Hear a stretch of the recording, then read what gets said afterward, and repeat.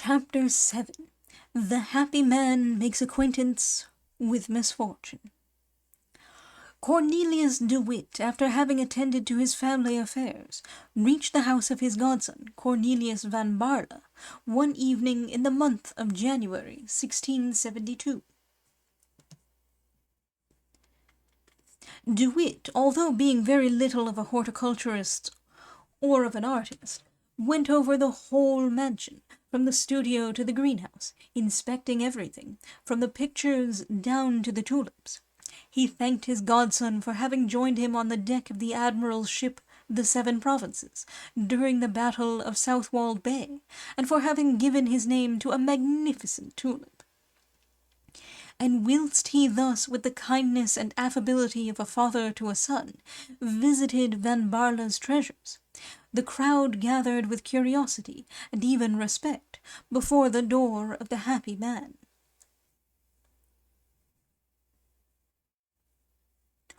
All this hubbub excited the attention of Boxtel, who was just taking his meal by his fireside. He inquired what it meant, and on being informed of the cause of all this stir, climbed up to his post of observation, where in spite of the cold he took his stand with the telescope to his eye. This telescope had not been of great service to him since the autumn of 1671. The tulips, like true daughters of the East, averse to cold, do not abide in the open ground in winter. They need the shelter of the house, the soft bed on the shelves, and the congenial warmth of the stove. Van Baerle, therefore, passed the whole winter in his laboratory, in the midst of his books and pictures. He went only rarely to the room where he kept his bulbs, unless it were to allow some occasional rays of the sun to enter, by opening one of the movable sashes of the glass front.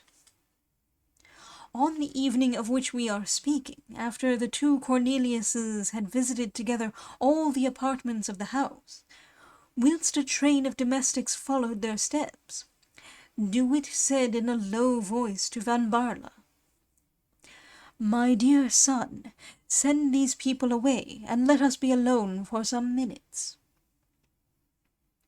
The younger Cornelius, bowing assent, said aloud, "Would you now, sir, please to see my dry-room?" The dry-room, this pantheon, this sanctum sanctorum of the tulip fancier, was, as Delphi of old, interdicted to the profane uninitiated. Never had any of his servants been bold enough to set his foot there. Cornelius admitted only the inoffensive broom of an old Frisian housekeeper, who had been his nurse, and who, from the time when he had devoted himself to the culture of tulips, ventured no longer to put onions in his stews, for fear of pulling to pieces and mincing the idol of her foster child.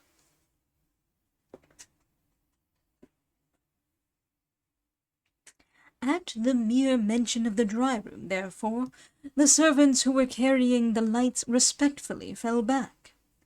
Cornelius, taking the candlestick from the hands of the foremost, conducted his godfather into that room, which was no other than that very cabinet with a glass front, into which Boxtel was continually prying with his telescope. The envious spy was watching more intently than ever. First of all he saw the walls and windows lit up.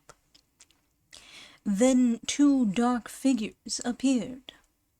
One of them, tall, majestic, stern, sat down near the table on which Van Baerle had placed the taper. In this figure Boxtel recognized the pale features of Cornelius de Witt, whose long hair, parted in front, fell over his shoulders.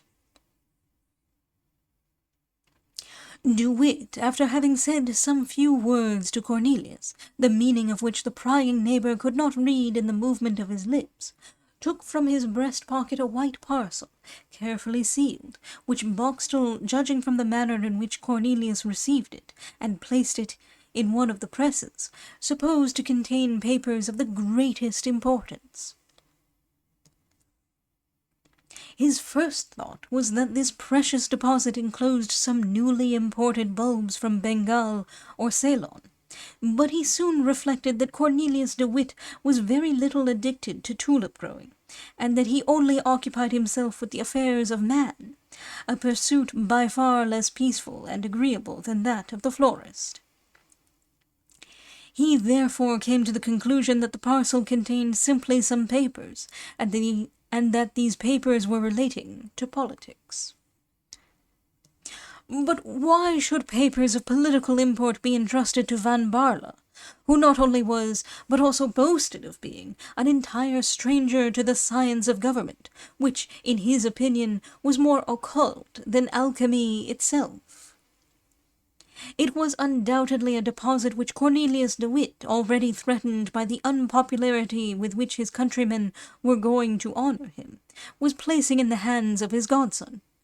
A contrivance so much the more cleverly devised, as it certainly was not at all likely that it should be searched for at the house of one who had always stood aloof from every sort of intrigue. And besides, if the parcel had been made up of bulbs, Boxtel knew his neighbour too well not to expect that Van Baerle would not have lost one moment in satisfying his curiosity and feasting his eyes on the present which he had received. But on the contrary, Cornelius had received the parcel from the hands of his godfather with every mark of respect, and put it by with the same respectful manner in a drawer, stowing it away so that it should not take up too much of the room which was reserved to his bulbs.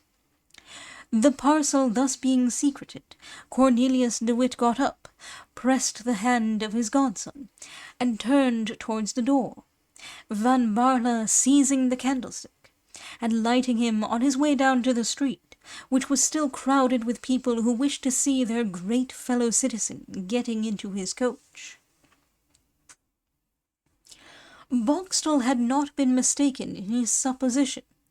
The deposit entrusted to Van Baerle, and carefully locked up by him, was nothing more nor less than John de Witt's correspondence with the Marquis de Louvois, the war minister of the King of France.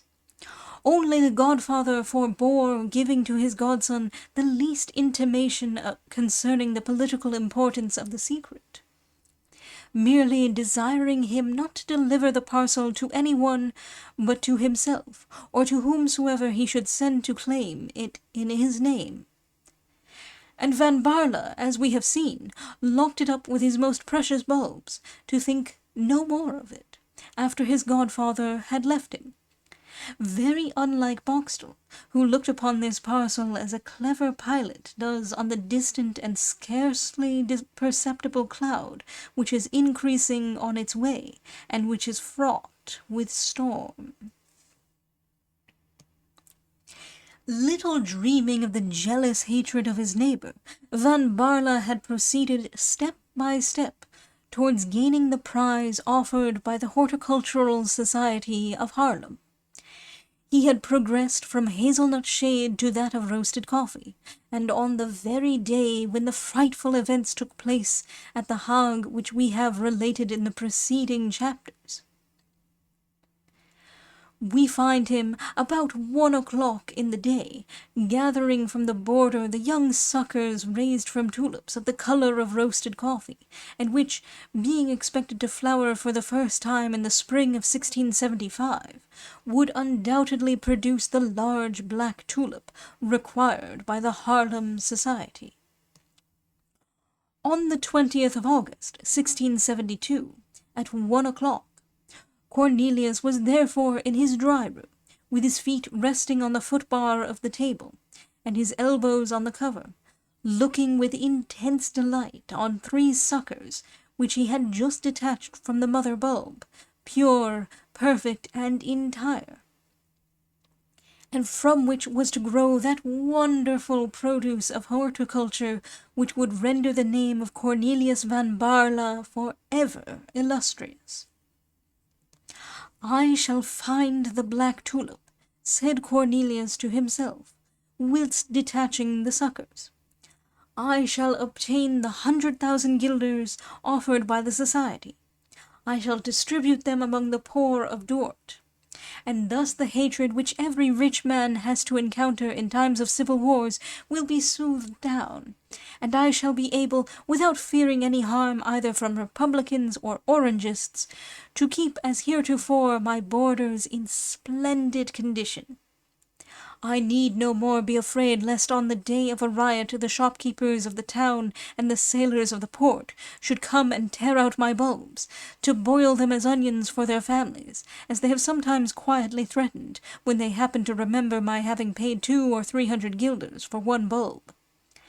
It is therefore settled I shall give the 100,000 guilders of the Haarlem prize to the poor, and yet—" Here Cornelius stopped and heaved a sigh.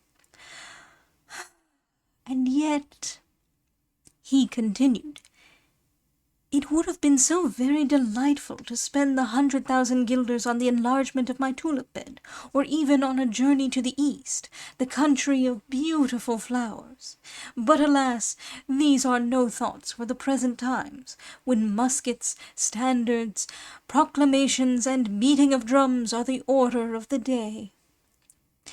Van Baerle raised his eyes to heaven and sighed again. Then turning his glance towards his bulbs, objects of much greater importance to him than all those muskets, standards, drums, and proclamations, which he conceived only to be fit to disturb the minds of honest people, he said,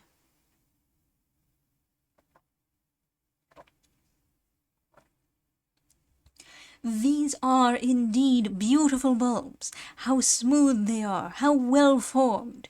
There is that air of melancholy about them which promises to produce a flower of the colour of ebony. On their skin you cannot even distinguish the circulating veins with the naked eye. Certainly, certainly, not a light spot will disfigure the tulip which I have called into existence. And by what name shall we call this offspring of my sleepless nights, of my labour and my thought? Tulipa nigra barlensis. Yes, barlensis, a fine name. All the tulip fanciers, that is to say, all the intelligent people of Europe, will feel a thrill of excitement when the rumour spreads to the 4 quarters of the globe. The grand black tulip is found. How is it called? The fanciers will ask. Tulipa nigra barlensis. Why barlensis? After its grower, Van Baerle, will be the answer. And who is this Van Baerle? It is the same who has already produced 5 new tulips, the Jane, the John de Witt, the Cornelius de Witt, etc. Well, that is what I call my ambition. It will cause tears to no one, and people will talk of my Tulipa nigra barlensis when perhaps my godfather, this sublime politician, is only known from the tulip to which I have given his name. Oh, these darling bulbs! When my tulip has flowered, Baerle continued in his soliloquy, and when tranquillity is restored in Holland, I shall give to the poor only 50,000 guilders, which, after all, is a goodly sum for a man who is under no obligation whatever. Then with the remaining 50,000 guilders I shall make experiments.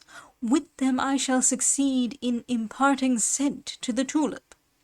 Ah, if I succeed in giving it the odour of the rose or the carnation, or, what would be still better, a completely new scent.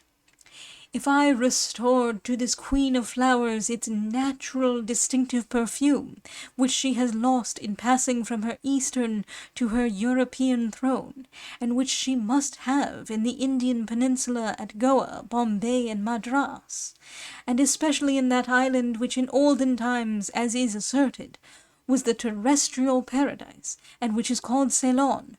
Oh, what glory! I must say, I would then rather be Cornelius Van Baerle than Alexander, Caesar, or Maximilian. Oh, the admirable bulbs! Thus Cornelius indulged in the delights of contemplation, and was carried away by the sweetest dreams.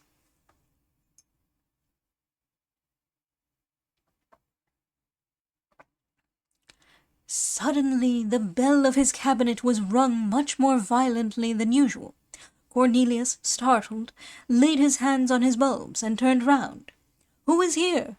he asked. "Sir," answered the servant, "it is a messenger from the Hague." "A messenger from the Hague? What does he want?" "Sir, it is Krake." "Krake? The confidential servant of Mynheer John de Witt? Good, let him wait." "I cannot wait," said a voice in the lobby, and at the same time forcing his way in, Krake rushed into the dry-room. This abrupt entrance was such an infringement on the established rules of the household of Cornelius van Baarle, that the latter, at the sight of Krake, almost convulsively moved his hand which covered the bulbs, so that two of them fell on the floor, one of them rolling under a small table, and the other into the fireplace. "Zounds!" said Cornelius, eagerly picking up his precious bulbs. "What's the matter?" "The matter, sir," said Krake, laying a paper on the large table on which the third bulb was lying. "The matter is that you are requested to read this paper without losing one moment." And Krake, who thought he had remarked in the streets of Dort symptoms of a tumult similar to that which he had witnessed before his departure from the Hague, ran off without even looking behind him.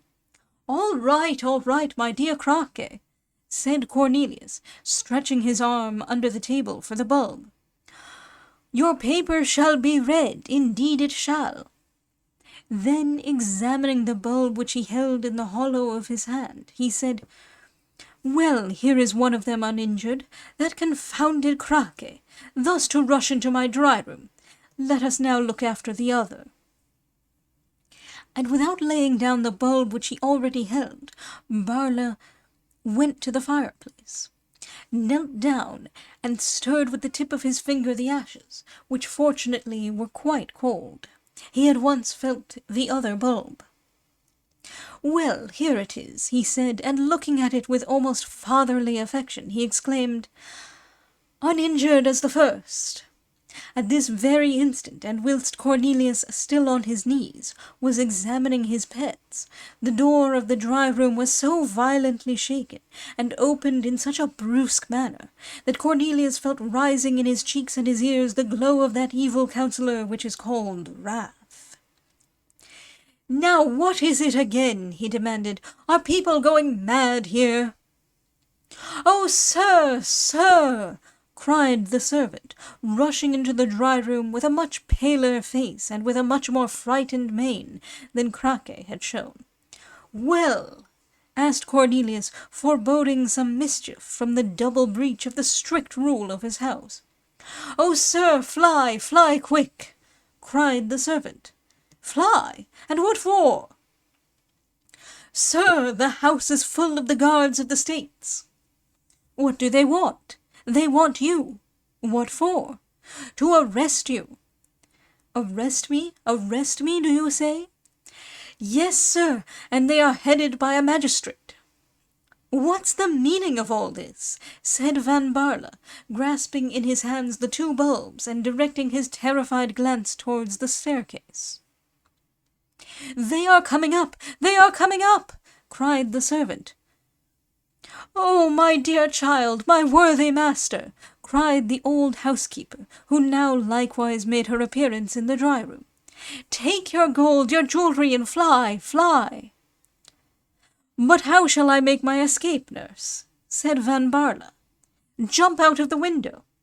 25 feet from the ground." "But you will fall on 6 feet of soft soil."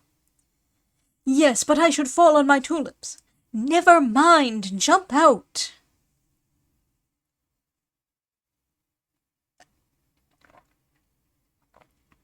Cornelius took the third bulb, approached the window and opened it.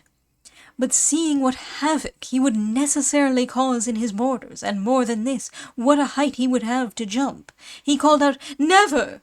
and fell back a step. At this moment they saw across the banister of the staircase the points of the halberds of the soldiers rising. The housekeeper raised her hands to heaven. As to Cornelius van Baarle, it must be stated to his honour, not as a man, but as a tulip fancier, his only thought was for his inestimable bulbs.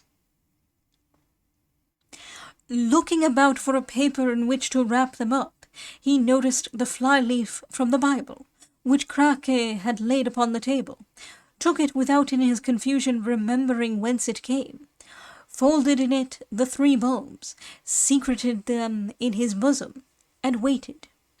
At this very moment the soldiers, preceded by a magistrate, entered the room. "Are you Cornelius van Baarle?" demanded the magistrate, who, although knowing the young man very well, put his question according to the forms of justice, which gave his proceedings a much more dignified air. "I am that person, Master van Spennen," answered Cornelius politely to his judge, "and you know it very well. Then give up to us the seditious papers which you secrete in your house." "The seditious papers?" repeated Cornelius, quite dumbfounded at the imputation. "Now don't look astonished, if you please. I vow to you, Master van Spennen," Cornelius replied, "that I am completely at a loss to understand what you want." "Then I shall put you in the way, doctor," said the judge. "Give up to us the papers which the traitor Cornelius de Witt deposited with you in the month of January last." A sudden light came into the mind of Cornelius. "Hallo," said van Spennen, "you begin now to remember, don't you?" "Indeed I do, but you spoke of seditious papers, and I have none of that sort." "You deny it, then?" "Certainly I do."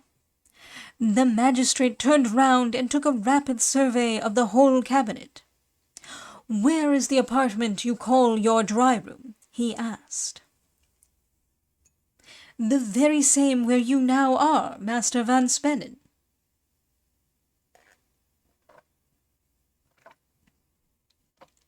The magistrate cast a glance at a small note at the top of his papers. "All right," he said, like a man who is sure of his ground. Then turning round towards Cornelius, he continued, "Will you give up those papers to me?" "But I cannot, Master van Spennen. Those papers do not belong to me.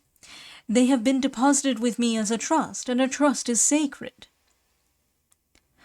"Dr. Cornelius," said the judge, "in the name of the states, I order you to open this drawer and to give up to me the papers which it contains." Saying this, the judge pointed with his finger to the 3rd drawer of the press, near the fireplace.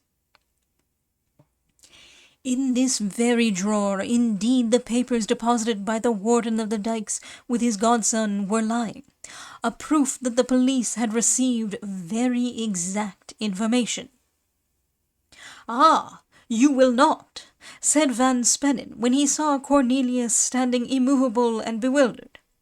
"Then I shall open the drawer myself." And pulling out the drawer to its full length, the magistrate had first lighted on about 20 bulbs, carefully arranged and ticketed, and then on the paper parcel, which had remained in exactly the same state as it was when delivered by the unfortunate Cornelius de Witt to his godson.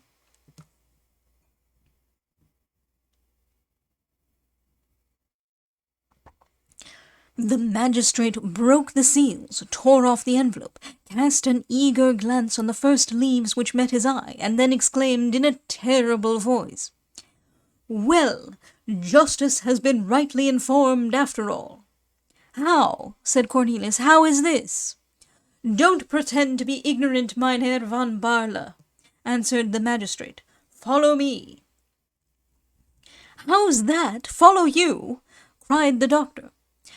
"Yes, sir, for in the name of the states I arrest you." Arrests were not as yet made in the name of William of Orange. He had not been stadtholder long enough for that. "Arrest me!" cried Cornelius. "But what have I done?" That's no affair of mine, doctor. You will explain all that before your judges. Where? At the Hague.